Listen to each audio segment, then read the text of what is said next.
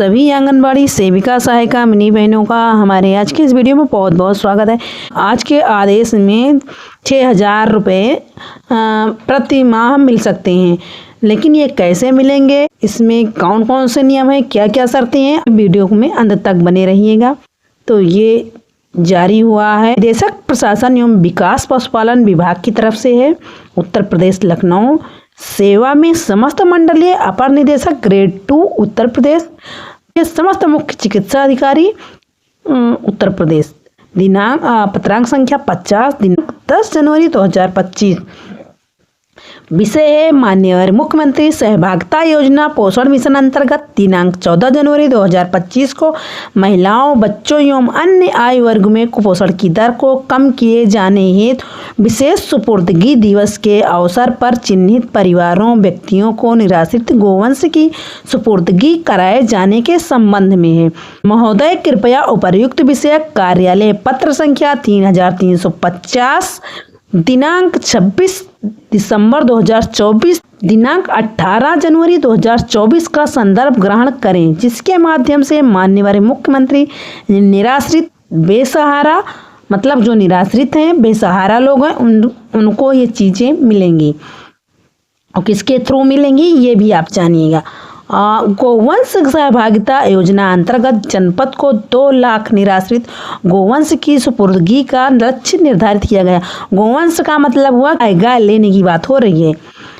मुख्यालय स्तर पर समीक्षा किए जाने के दौरान स्पष्ट हुआ है कि गो आश्रय पोर्टल पर 1,01,105 इच्छुक लाभार्थियों को 1,56,576 गोवंश सुपुर्द किए गए हैं, किंतु उक्त संख्या के सापेक्ष मात्र 20,588 लाभार्थियों को 35,443 गोवंशों की फंड रिक्वेस्ट माह सितंबर 2024 में जनपदों द्वारा की गई है। इससे स्पष्ट होता है कि पूर्व में सुपुर्दगी में दिए गए बेसहारा गोवंशों को लाभार्थियों द्वारा या तो छोड़ दिया गया है अथवा उनकी मृत्यु हो गई है। उक्त के दृष्टिगत आपको दिनांक 1 जनवरी 2025 से 31 जनवरी 2025 तक अभियान चलाकर गो आश्रय स्थलों में 1 माह पूर्व तक संरक्षित निराश्रित गोवंश को इच्छुक पशुपालकों, कृषकों, व्यक्तियों को मतलब जो इच्छुक लोग हों, जैसे पशुपालन करने के इच्छुक हों तो उनको भी मिल सकता है, किसानों को भी मिल सकता है। जो निराश्रित गोवंशों की सुपुर्दगी के निर्देश दिए गए थे। प्रमुख सचिव पशुधन महोदय द्वारा दिनांक 9 जनवरी 2025 की समीक्षा बैठक में निर्देशित किया गया है कि शासनादेश दिनांक 8 अगस्त 2019 तथा शासनादेश संख्या 4938 में दिनांक 12 सितंबर 2020 के क्रम में माननीय मुख्यमंत्री सहभागिता योजना पोषण मिशन अंतर्गत दिनांक 14 जनवरी 2025 को विशेष गोवंश सुपुर्दगी दिवस का आयोजन करके, मतलब 14 जनवरी जो मकर संक्रांति नहीं होती उस दिन की बातें हो रही हैं कि उस दिन का आयोजन किया जाए। तो उसी दिन महिलाओं, बच्चों एवं अन्य आयु वर्ग में कुपोषण की दर को कम किए जाने हेतु चिन्हित परिवारों, व्यक्तियों को गो आश्रय स्थलों से उपयोगी तथा दूध उत्पादन योग्य निराश्रित गोवंश की सुपुर्दगी कराई जाए। अतः आपको निर्देशित किया जाता है कि जनपद के बाल विकास एवं पुष्टाहार विभाग के कर्मचारियों, अधिकारियों से समन्वय करते हुए दिनांक 14 जनवरी 2025 को मकर संक्रांति के अवसर पर पोषण मिशन विशेष निराश्रित गोवंश सुपुर्दगी दिवस का आयोजन करते हुए इच्छुक चिन्हित कुपोषित परिवारों को निराश्रित गोवंश की सुपुर्दगी व्यापक स्तर पर कराया जाना सुनिश्चित करें। योजना के संबंध में क्षेत्र में व्यापक प्रचार प्रसार किया जाए। विदित है कि प्रत्येक सुपुर्द गोवंश के भरण पोषण हेतु लाभार्थी को ₹50 प्रति माह की दर से 1,500 रुपये मतलब एक दिन का 50 रुपये मिलेंगे, महीने में हुआ पूरा 1,500। और ये किसी हैंड टू हैंड नहीं मिलेगा, डीबीटी द्वारा लाभार्थी के बैंक खाते में भुगतान किया जाना है। तो इसमें ये कोई दो राय नहीं है कि ना ही कि पैसा नहीं मिलेगा, पैसा मिलेगा, क्योंकि डीबीटी के माध्यम से आएगा तो लाभार्थी को तो पैसा मिलना ही मिलना है। इस प्रकार एक लाभार्थी को अधिकतम 4 गोवंश सुपुर्दगी में दिए जाने पर उसे रुपये 6,000 प्रति माह आय अर्जित हो सकेगी। तो अगर 4 गाय सुपुर्द किया जाता है तो 6,000 रुपये हुए। जिससे पशुपालन जिनको करना है उनकी बातें हो रही हैं ना, और किसानों की बातें हो रही हैं। अगर कोई इच्छुक लाभार्थी है जैसे कुपोषित बच्चों के परिवार के, तो वो भी ले सकते हैं। गो आश्रय स्थलों में संरक्षित गोवंश को सुपुर्दगी में दिए जाने पर उनके भरण पोषण की बेहतर व्यवस्था हो सकेगी तथा उनका स्वास्थ्य तथा उत्पादन क्षमता भी बढ़ेगी तथा सुपुर्दगी प्राप्त करने वाले परिवारों को दूध की उपलब्धता होने पर कुपोषण दूर हो सकेगा। समस्त मंडलीय अपर निदेशक उपरोक्त अभियान का सघन पर्यवेक्षण करते हुए संकलित रिपोर्ट उपलब्ध कराएंगे। इच्छुक लाभार्थियों द्वारा गो आश्रय स्थल में संरक्षित गोवंश को चिन्हित किए जाने के उपरांत तत्काल उसे गोवंश को सुपुर्द करके आवेदन पत्र दोनों प्रारूप पूर्ण कराए जाएं तथा समस्त आवेदन पत्रों को जनपद स्तरीय अनुश्रवण मूल्यांकन एवं समीक्षा समिति जिलाधिकारी के अनुमोदन हेतु अग्रसारित किया जाए। गो आश्रय पोर्टल पर सुपुर्द गोवंश एवं लाभार्थी का विवरण तत्काल अपलोड किया जाए। गोवंश की सुपुर्द के दिनांक से प्रत्येक माह सत्यापन के उपरांत गो आश्रय पोर्टल पर फंड रिक्वेस्ट अपलोड किया जाए। इससे लाभार्थी के समय से भरण पोषण अनुदान प्राप्त हो सके। ये भाव देखिए डॉक्टर जयकेश कुमार पांडे जी का सिग्नेचर। अच्छा बहनों आप इससे क्या सहमत हैं? आंगनबाड़ी कार्यकर्त्रियों का काम ज़्यादा पर मानदेय कम, ये हमारा भी कहना है और इन बहनों का भी कहना है। देखिए, यह वही आंगनबाड़ी कार्यकर्ती हैं जो शिशुओं को खेल खेल में पढ़ाने के साथ साथ चिकित्सा विभाग तथा बीएलओ कार्य करने के लिए साल के 12 महीने कार्य करती रहती हैं। न सरकारी हैं, न संविदा कर्मी हैं, न आउटसोर्सिंग कर्मचारी हैं।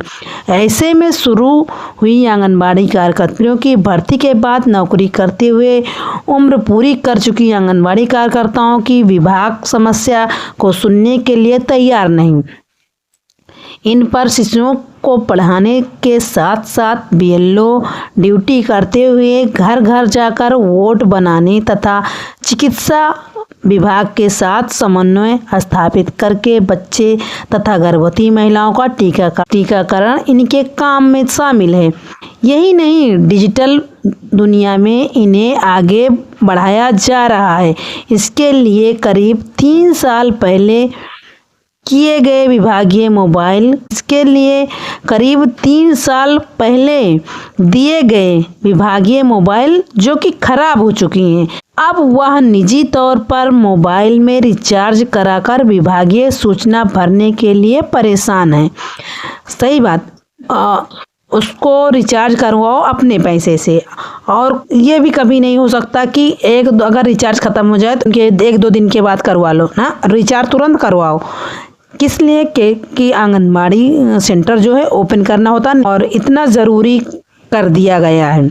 और पैसे देने के नाम पर कितना कम है सभी को पता है। यह निजी तौर पर मोबाइल में रिचार्ज कराकर विभागीय सूचना भरने के लिए परेशान है। जिले की आंगनबाड़ी कार्यकर्तियों ने बताया कि हर महीने पोषण ट्रैकर ऐप पर बच्चों के वजन, लंबाई तथा गृह भ्रमण सहित अन्य विवरण भरना होता है। ऐसे में विभागीय मोबाइल खराब होने के पहले पोषण ट्रैकर ऐप पर सूचनाएं भरने में समस्या उत्पन्न होती है। यदि पोर्टल पर विवरण अधूरा रह जाता है तो संबंधित आंगनबाड़ी कार्यकर्तियों का मानदेय के साथ साथ मिलने वाली प्रोत्साहन राशि भी रोक दी जाती है। सम्मानजनक मानदेय नहीं, आंगनबाड़ी कार्यकर्तियों का कहना है ये, मेरा भी कहना है यही। आंगनबाड़ी कार्यकर्तियों को अल्प मानदेय से घरेलू खर्च चलाना मुश्किल है। ऐसे में आंगनबाड़ी कार्यकर्तियों ने मानदेय बढ़ाने की मांग की है। उधर एक राजमिस्त्री हैं जो सुबह 8 बजे से शाम 5 बजे तक ही काम करता है और उसे 750 रुपये दिहाड़ी मिलती है। एक मजदूर भी 400 रुपये दिहाड़ी लेता है, पर सरकार की बहुत प्रमुख कड़ी आंगनबाड़ी को पूरे दिन के मात्र 200 रुपये ही मिलते हैं। इनकी सहायिका को 100 रुपये रोज मिलती हैं। बच्चों का बैठने का हो इंतजाम, सभी आंगनबाड़ी बहनों का कहना है। सही बात, बैठने की व्यवस्था बहुत जगह तो बैठने की व्यवस्था की हालात बहुत ख़राब है। मतलब बैठने की जगह ही नहीं है। कहीं पेड़ के नीचे बैठती हैं, कहीं किसी के दरवाजे पर बैठती हैं। कहना नहीं चाहिए, छोड़िए, आंगनबाड़ी केंद्रों में पढ़ने वाले शिशुओं के लिए बैठने के लिए डेस्क, मेज आदि नहीं है। ठंड हो या गर्मी, शिशुओं को जमीन पर बैठना पड़ता है। आंगनबाड़ी कार्यकर्ती ने शिशु बच्चों के लिए डेस्क तथा मेज की मांग की है। बच्चों में हीन भावना ना आए, इसके लिए भी उन्हें सरकार द्वारा मेज कुर्सी उपलब्ध कराई जानी चाहिए। परिषदीय स्कूलों में पढ़ने वाले बच्चों को मिलने वाली ड्रेस, जूते, मोजे आदि मिलना चाहिए। शिशुओं को ड्रेस आदि का रुपये मिलने से बच्चों की उपस्थिति बढ़ने की संभावना बन सकती है। ये देखिए, सभी बहनों ने अपनी अपनी बातें कही हैं। मेरी आवाज़ सुनो। देखिए, ये विनीता द्विवेदी जी का कहना है कि हम आंगनबाड़ियों के बगैर सरकार का काम भी नहीं चलता है और सरकार बंधुआ मजदूर जैसा बर्ताव करना बंद करे। 200 रुपये रोज पर हम कार्य करते हैं। सावित्री शर्मा बहन का कहना है कि मिलते तो 200 रुपये रोज ही हैं, उसमें काम पूरा ना कर पाओ तो वह कटौती कर लिए जाते हैं। बिल्कुल कर लेते हैं। मूल काम तो करो ही, ऊपर से अन्य दूसरे काम भी वक्त पर निपटाने के लिए अधिकारी दबाव बनाए रहते हैं। बिल्कुल सत्य है। और ये देखिए, सीमा गुप्ता जी का कहना है, सरकार और विभाग को आंगनबाड़ी कार्यकर्तियों और सहायिकाओं के प्रति संवेदनशील होना होगा। हम केंद्रों में पंजीकृत बच्चों की सेहत का ख्याल रखते हैं, टीकाकरण करते हैं ताकि नई पीढ़ी सेहतमंद और बीमारी मुक्त रहे। ये समस्या का समाधान का रहता है प्रयास। ये डीपीओ सर का कहना है। देखिए, और बहनों का भी कहना है इसमें। देखिए, सुनीता गुप्ता जी का कहना है, हमें भी शासकीय कर्मचारी का दर्जा दिया जाए, सभी सुविधाएं भी मिलनी चाहिए, समय समय पर वेतन में बढ़ोतरी भी होनी चाहिए। अब नेक्स्ट मिलेंगे अगले वीडियो में। वीडियो देखने के लिए आप लोगों का बहुत बहुत धन्यवाद। Thank you. नमस्ते।